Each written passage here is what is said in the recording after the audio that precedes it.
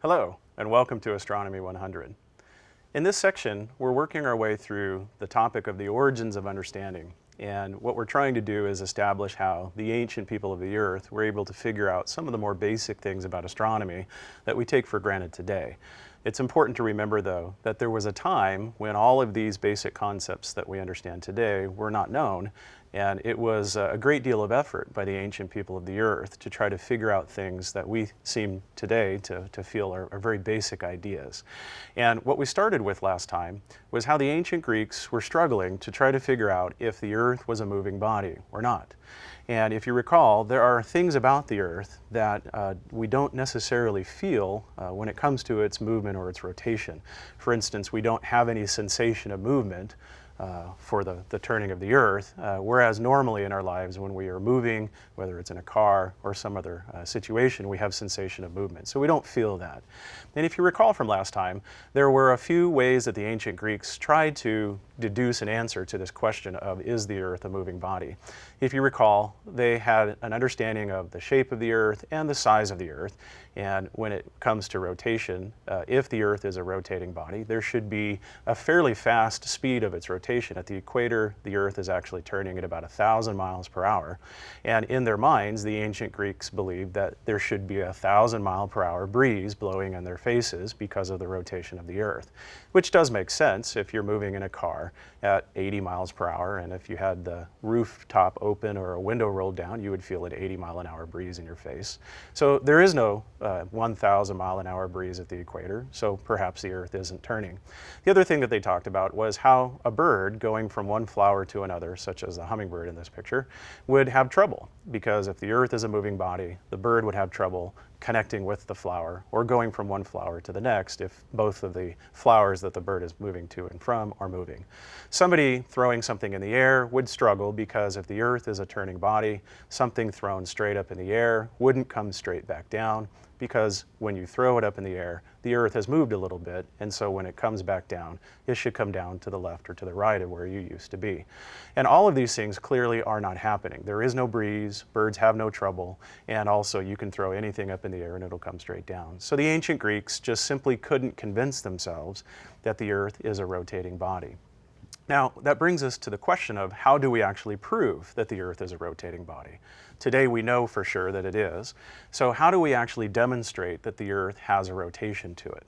So what I'm going to show you is one of the more popular ways of demonstrating the rotation of the Earth that dates back to the middle of the 19th century. There was a scientist by the name of Léon Foucault, a French scientist, who desired a way to show the general public that indeed the Earth is rotating. And by 1851, we were firmly in the understanding of the rotation of the Earth as a basic concept, and it had been actually figured out in about the middle of the 17th century. But how do we show the general public that the Earth is a moving body? So what Foucault came up with is a way to do this, and it's a technique called a Foucault pendulum. Here in this picture on the left is a photograph of the Griffith Observatory. And if you walk in through the main doors at the Griffith Observatory, you're in the main rotunda, and you'll notice that there's a wall, a round wall. You can see these folks leaning against the wall, looking down into a pit. And at the very bottom of this pit is a pendulum. And you'll notice that, and it's hard to see, but there is a long cable that comes out of the pit. You can see a little bit of it right up here, that is attached to the ceiling of the rotunda there. When you look down into the pit, what you end up seeing is a brass sphere, again attached to a cable, but there's a peg that is protruding from the bottom of the brass sphere. And you can see over here to the left, there's a plate that's on the ground, and it has a bunch of smaller pegs that are secured with a wire going through them so that the pegs can be knocked over and stood back up again. And what happens is at the beginning of the day, they stand up all the pegs and they give the pendulum a push. And once the pendulum is pushed, it just simply swings back and forth. Well, if you're patient and you're watching this long enough, what will happen is eventually the peg at the bottom of the pendulum will swing back and forth and knock one of the pegs on the plate down. And after a few more minutes, it knocks another one down. And then again, a few more minutes later, it knocks another one down. And you'll notice that it knocks them down in order. So it starts at one end and knocks them down one after the other after the other. The purpose of this is to show you that the pendulum is changing its direction of its swing. So as the pendulum changes its direction, to the observer, it looks like it's just constantly turning into a slightly different direction and knocking down another peg. The thing is, though, is that according to the rules of physics, a pendulum that is pushed must maintain the original direction of its swing. It's Newton's first law. And so if you push a pendulum and get it swinging, it has to keep the original direction of its swing. So the question is, why are the pegs being knocked over? Why is the illusion that the pendulum is changing the direction of its swing? The answer is, the pendulum is not changing the direction of its swing. It is the rotation of the Earth that is causing the pegs to be moved in front of the swinging pendulum. Now you have to remember, we are on the surface of the Earth with the Earth as it moves. So the turning of the Earth is not going to be noticeable to us on the ground watching the pendulum.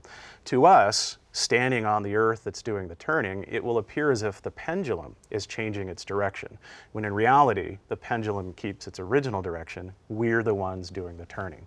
So the only physical explanation for a Foucault pendulum is that the Earth must be turning on its axis to create the illusion that the pendulum is slowly changing the direction of its swing.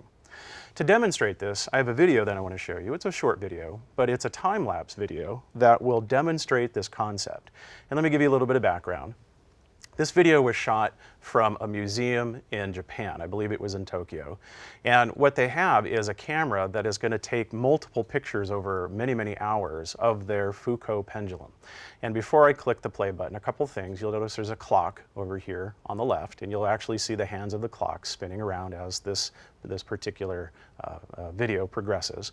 And you'll see the pendulum swinging back and forth, and they have pegs that are lining all the way around, and you'll just simply see them lying down one after the other after the other. So let's watch this video and you'll get a good impression of what it would look like to see a Foucault pendulum occur and do its thing over a lengthy period of time.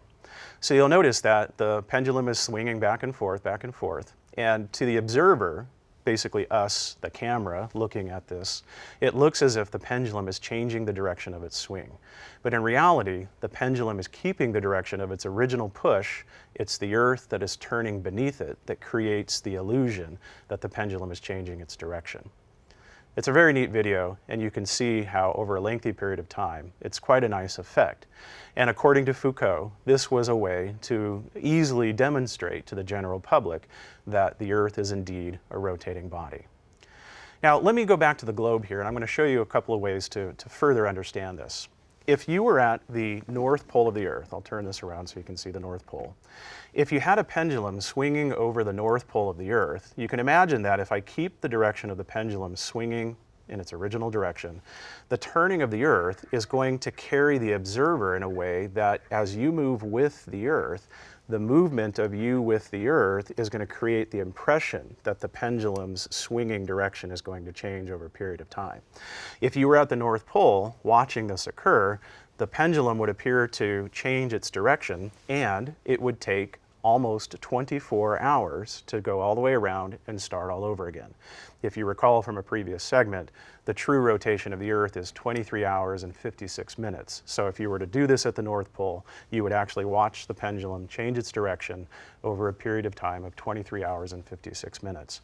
Now, if you are near the equator of the Earth, such as where San Diego is, what you end up having is the pendulum will still also change the direction of its swing, but it will take longer than 24 hours to complete this changing of its orientation of its spin. And by the time you get to San Diego's latitude, it takes a little bit more than 42 hours to complete this circuit of its changing direction of its swing.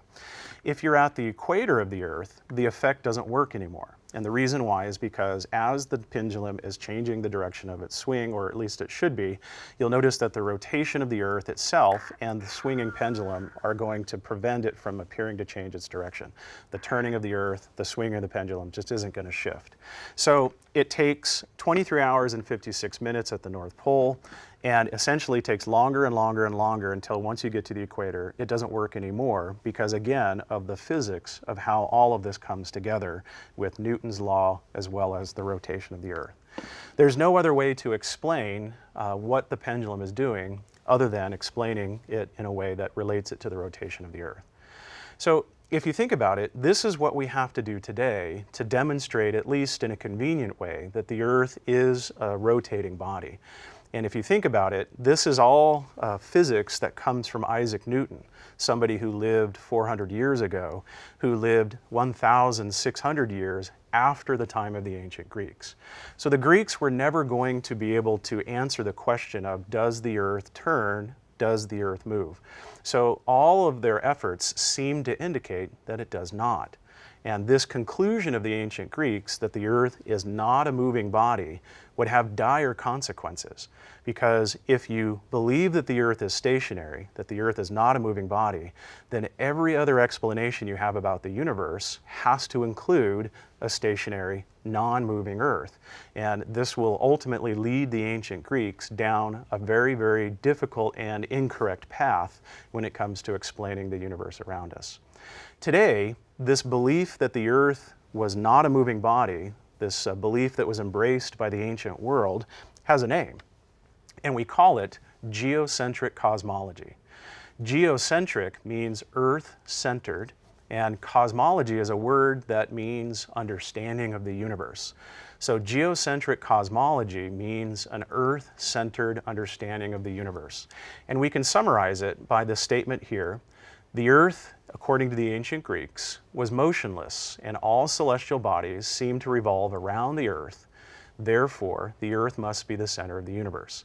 The idea being that if you believe that the Earth is not a moving body, that the Earth is totally stationary, but yet when you go outside at night and you notice the stars crossing the sky, you notice the planets crossing the sky, you notice in the daytime the sun crosses the sky, the illusion is that you're not moving, but yet everything seems to be moving around you.